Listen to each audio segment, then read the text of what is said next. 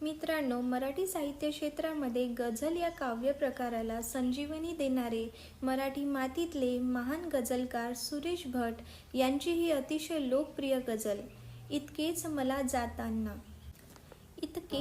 जाताना सरनावर कळले होते, मरणाने केली सुटका जगण्याने छळले होते. इतकेच मला जाताना सरनावर कळले होते, मरणाने केली सुटका जगण्याने छळले होते.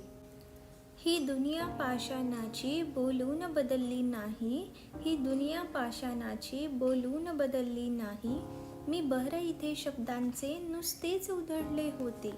इतकेच मला जाताना सरनावर कळले होते, मरणाने केली सुटका जगण्याने छळले होते. गेल्या आयुष्याचा मधुमास गडे विसरूया, गेल्या आयुष्याचा मधुमास गडे विसरूया. पाऊल कधी वाऱ्याने माघारी वळले होते, मी ऐकवली तेव्हाही तुझं माझी हीच कहाणी. मी ऐकवली तेव्हाही तुझं माझी हीच कहाणी. मी नाव तुझे तेव्हाही चुपचाप वगळले होते, मी नाव तुझे तेव्हाही चुपचाप वगळले होते. मरणाने केली सुटका जगण्याने छळले होते. याचेच रडू आले की जमले ना मला रडणेही, याचेच रडू आले की जमले न मला रडणेही.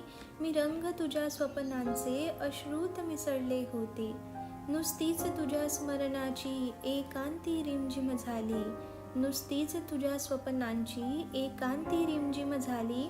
नुसतेच तुझे हृदयाशी मी भास कवळले होते, मरणाने केली सुटका जगण्याने छळले होते. घर माझे शोधाया मी वाऱ्यावर वणवण केली, घर माझे शोधाया मी वाऱ्यावर वणवण केली.